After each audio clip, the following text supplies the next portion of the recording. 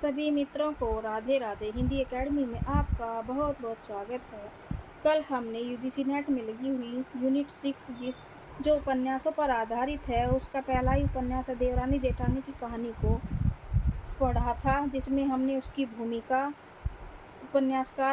उपन्यासकार के विषय में जानकारी और सारांश के माध्यम से उसकी कथा वस्तु के मुख्य सार को हमने किया था। आज हम उसी पर आधारित प्रश्नों को करते हैं। पहला प्रश्न है, प्रश्न बहुत अच्छे हैं, स्किप किए बिना आप वीडियो को पूरी देखिएगा। पहला प्रश्न है, देवरानी जेठानी की कहानी नामक उपन्यास में किस समस्या का चित्रण हुआ है? किस समस्या का चित्रण नहीं हुआ है? यानी कि इसमें से 3 समस्याओं का चित्रण हुआ और किस समस्या का चित्रण नहीं हुआ है?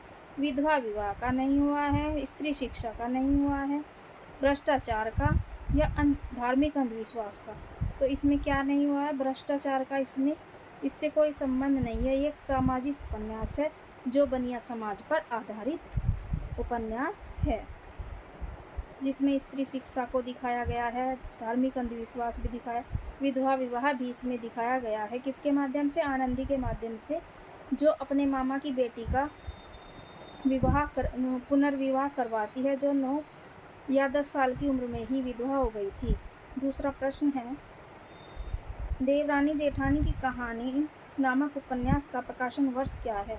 हमको प्रकाशन वर्ष भी इसका याद होना चाहिए कि प्रकाशन वर्ष क्या है। 1970 है, 1870 है, 1880 है, 1872 है। तो इसका प्रकाशन वर्ष क्या है? 1870। और गोपाल राय ने इसको पहली कहानी, मौलिक कहानी माना है। तीसरा प्रश्न करते हैं, देवरानी जेठानी की कहानी उपन्यास को हिंदी का प्रथम मौलिक उपन्यास किसने माना है? डॉक्टर गोपाल राय ने माना है, डॉक्टर पुष्पपाल सिंह ने माना है, ए और बी दोनों ने माना है, आचार्य रामचंद्र शुक्ल ने माना है। तो इसको ए और बी दोनों ने माना है। मुख्य रूप से किसने माना है? गोपाल राय ने। लेकिन इसका आंसर क्या है? ए और बी दोनों। डॉक्टर पुष्पपाल सिंह ने भी इसको हिंदी का प्रथम मौलिक उपन्यास माना है। चौथा प्रश्न है, देवरानी जेठानी की कहानी उपन्यास की कथा वस्तु किस शहर को आधार बनाकर लिखी गई है? यानी कि देवरानी जेठानी की कथा वस्तु में किस शहर का वर्णन अधिक हुआ है? लखनऊ का, वाराणसी का, मेरठ का, दिल्ली का। तो किसका हुआ है? मेरठ का। पांचवा प्रश्न है, 1870 ईस्वी में देवरानी जेठानी की कहानी पंडित गौरीदत्त शर्मा के रूप में एक नया फूल खिला जो हिंदी उपन्यास का आरंभ बिंदु सिद्ध हुआ। यह कथन किस आलोचक का है? डॉक्टर बच्चन सिंह का है, डॉक्टर गोपाल राय का है, डॉक्टर गणपति चंद्र गुप्त का है, आचार्य रामचंद्र शुक्ल का है। किसका कथन है? डॉक्टर गोपाल राय का। छठा प्रश्न है, सर्वसुख लाल की बड़ी बेटी पार्वती की शादी किस शहर में हुई थी? दिल्ली में हुई थी, मेरठ में, हापुड़ में या गुड़गांव में? कहाँ हुई थी? दिल्ली में। सातवां प्रश्न हमारा कथन से है। उपन्यास के जो कथन है, आई हुई लड़की घर से कोई नहीं फेरता, रुपया पैसा हाथ पैर का मैल है। यह कथन किसका है? सुखदेई की माँ का है, शिवदयाल का है, मुलिया का है, मोहन का। सुखदेई कौन है?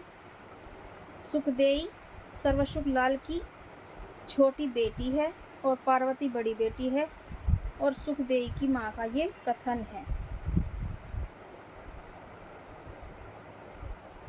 आठवां प्रश्न है, सुखदेई के भांजे का क्या नाम था? दीनानाथ था, कन्हैया था, ज्ञानचंद था, मोहन था। सुखदेई के भांजे का नाम था ज्ञानचंद। कन्हैया और मोहन ये सुखदेई के भतीजे थे। नौवां प्रश्न है, देवरानी जेठानी की कहानी उपन्यास में निम्नलिखित किसका कथन है? जब अपने ही पैसा खोटा हो तो परखने वाले को क्या दोष, जैसा लोग देखेंगे वैसा कहेंगे। किसका कथन है? सर्वसुख लाल का है, दौलत राम का है, झल्लामल का है, सर्वसुख की पत्नी का है। यानी कि सुखदेई की माँ का है या सर्वसुख की पत्नी का है। ये कथन किसका है? सर्वसुख की पत्नी का, सर्वसुख लाल जो घर का मुखिया है, बनिया। 10वां प्रश्न हमारा, असत्य कथन हमको इसमें असत्य कथन छांटना है। देवरानी जेठानी की कहानी उपन्यास के विषय में असत्य कथन छांटिए। असत्य कथन, देवरानी आनंदी और जेठानी ज्ञानो है, बिल्कुल सही है। देवरानी आनंदी पढ़ी लिखी कुशल व्यवहार है, जबकि जेठानी झगड़ालू अनपढ़ अंधविश्वासी है, बिल्कुल सही है। सर्वसुख लाल परिवार का मुखिया बनिया समाज से है, बिल्कुल सही है। पार्वती की शादी हापुड़ में हुई है और सुखदेव की शादी दिल्ली में हुई है, तो यही कथन हमारा असत्य है, क्योंकि पार्वती की शादी कहाँ हुई है? दिल्ली में हुई है। और सुखदेव की शादी कहाँ हुई है? हापुड़ में हुई है, बंशीधर कबाड़ी के यहाँ। 11वां प्रश्न भी हमारा कथन से ही है। आदर्श और यथार्थ का जैसा संतुलित सम्मिलन इस उपन्यास में हुआ है, वह आदर्शोन्मुख यथार्थवाद का एक प्रतिमान है। देवरानी जेठानी उपन्यास के विषय में यह कथन किसका है? डॉक्टर बच्चन सिंह का है, डॉक्टर नामवर सिंह का है, डॉक्टर नगेंद्र का है, या डॉक्टर पुष्पपाल सिंह का है? तो ये कथन किसका है? ये कथन है डॉक्टर पुष्पपाल सिंह का। आदर्श और यथार्थ का जैसा संतुलित सम्मिलन इस उपन्यास में हुआ है, वह आदर्शोन्मुख यथार्थवाद का एक प्रतिमान है। कथन बहुत ही अच्छा है। मैंने इसमें कई सारे कथन लिए हैं जो मैंने कई पुस्तकों से छांट कर लिए हैं। 12वां प्रश्न है, देवरानी जेठानी की कहानी उपन्यास को लिखने के लिए उपन्यासकार ने किस शैली का प्रयोग किया है? यानी कि कौन से स्टाइल का प्रयोग इसमें हुआ है, का प्रयोग किया है? आत्मकथात्मक शैली है, वर्णनात्मक शैली है, किस्सा गो शैली है, उपयुक्त में से कोई नहीं। तो इसमें शैली का प्रयोग हुआ है किस्सा गो शैली का। 13वां प्रश्न है, देवरानी जेठानी की कहानी नामक उपन्यास में पृष्ठों की संख्या कितनी है? इसमें पृष्ठ कितने हैं? 35 पृष्ठ हैं, 40 पृष्ठ हैं, 45 पृष्ठ हैं, या उपयुक्त में से कोई नहीं? तो इसमें 35 पृष्ठ हैं। और इसकी जब भी इसकी प्रतियां छपी थी तो कितनी प्रतियां, सबसे स्टार्टिंग में इसकी कितनी 500 प्रतियां छपी थी। कितनी? 500। और एक प्रति का मूल्य क्या था? एक प्रति का मूल्य क्या था? 12 आने। एक प्रति का मूल्य 12 आने था। ये भी प्रश्न आ सकता है, क्योंकि आजकल यूजीसी नेट में किसी भी प्रश्न को सम्मिलित कर लिया जाता है, प्रश्न कहीं से भी उठा लिया जाता है। 14वां प्रश्न है, देवरानी जेठानी के उपन्यासकार पंडित गौरीदत्त शर्मा का जन्म कब हुआ था? 1836 ईस्वी लुधियाना पंजाब में हुआ था। 1906 ईस्वी लुधियाना पंजाब में हुआ था। 1936 ईस्वी लुधियाना पंजाब में, या 1940 ईस्वी लुधियाना पंजाब में? तो इनका जन्म 1836 लुधियाना पंजाब में हुआ था। और 1906 ईस्वी में इनकी क्या हो गई थी? मृत्यु हो गई थी। 1906 इनकी मृत्यु हो गई थी। इनका एक और उपन्यास मिलता है, कौन सा? गिरिजा।